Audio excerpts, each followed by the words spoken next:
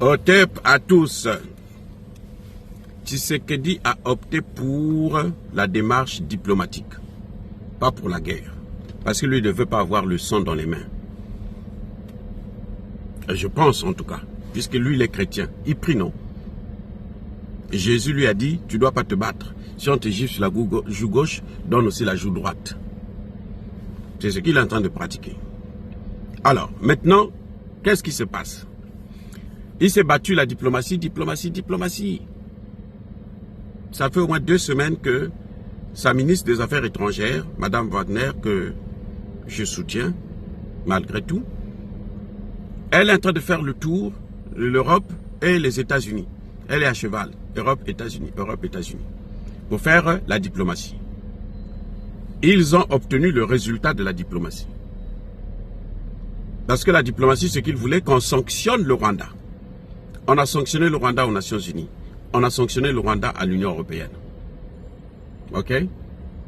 Bon, il n'y a pas de diplomatie en Afrique parce que eux, ça ne les intéresse pas, les sanctions africaines, ce n'est rien du tout. Ok, très bien. Maintenant, ils ont obtenu les sanctions. Quelle est la suite? Maintenant, quelle est la diplomatie qu'ils vont faire? Tshisekedi va continuer à faire encore la diplomatie. Cette fois-ci, c'est où? Il va aller faire la diplomatie au ciel, chez Dieu, ou bien maintenant, il va opter pour la guerre. Je suis désolé, mais Tshisekedi portera la lourde responsabilité, comme celle de Gorbatchev. Je vous ai déjà parlé de Gorbatchev. C'est un Gorbatchev du Congo.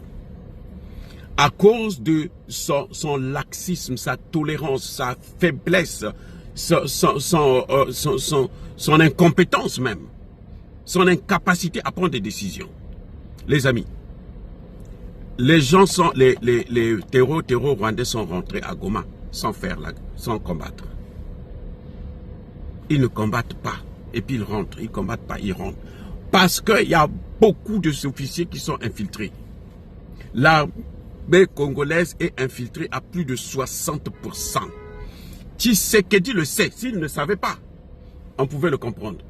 Tshisekedi le sait. Si nous qui sommes ici, nous le savons. Mais combien de fois lui, le chef de l'État, il n'a pas un service de renseignement? Mais s'il n'a pas un service de renseignement, mais alors c'est qu'il ne comprend rien. Il n'est pas le président. Il ne gère rien. Qu'il laisse Nanga venir continuer à tuer les Congolais. Et puis on n'en parlera plus. Les amis, moi je soutiens Tshisekedi parce que je ne veux pas qu'il y ait l'instabilité au niveau gouvernemental, notamment à Kinshasa.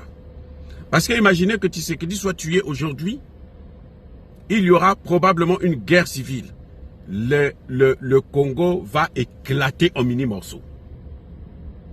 Ni Nanga, ni Kameri, ni le putain de Ambongo là qui se passe pour un homme de Dieu là. Aucun ne pourra contrôler la situation. Le Congo est tellement vaste que ça va arranger les Occidentaux là pour qu'ils puissent détruire complètement, atteindre leurs objectifs. C'est pour ça que je soutiens Tshisekedi. Mais ça ne m'empêche pas de faire des remarques pertinentes sur la procédure, la démarche du président congolais. C'est une démarche qui n'a ni tête ni queue. Il voulait les sanctions. Il a eu les sanctions. What next? Qu'est-ce que les sanctions là changent sur le terrain? Poutine a démontré que les sanctions peuvent se retourner contre celui qui les prend. Oh, je reprends. Les sanctions peuvent se retourner contre celui qui les prend. La RDC a affaire à un fou. Ou plutôt à des fous. Paul Kagame c'est un fou. Corneille Nangaa c'est un fou. Avec des fous là, vous ne pouvez pas raisonner parce que vous n'allez jamais obtenir un résultat. Je reprends. Avec des fous, vous ne pouvez pas raisonner parce que vous n'allez jamais obtenir un résultat. Avec des fous, il faut trouver une méthode particulière pour les neutraliser et les calmer. Vous voyez, Tshisekedi veut raisonner Paul Kagame qui a passé 30 ans à tuer des Congolais impunément. Personne dans la communauté internationale ne s'est inquiété que les Congolais sont en train de mourir. Personne. Aucune personne ne s'est dit que, ah, mais attendez, quand même, c'est trop. Il ne faut pas qu'on massacre autant de Congolais. Personne.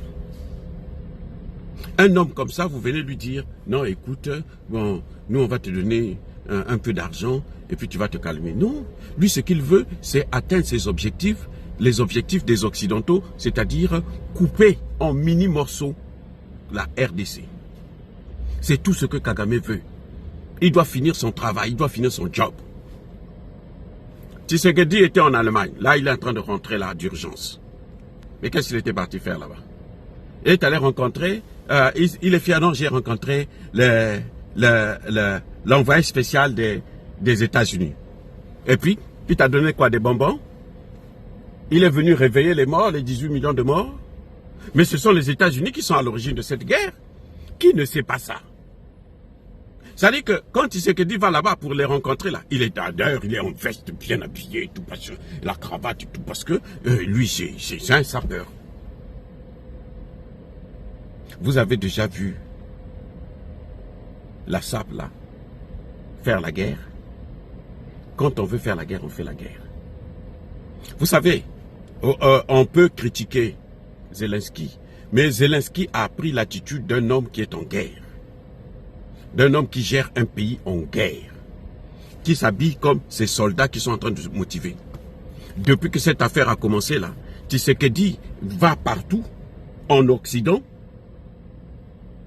Il ne va pas là voir les soldats. Tshisekedi peut aller voir les soldats. Dans le sud Kivu, dans le nord Kivu. Il peut aller. Pourquoi il ne prend même pas le...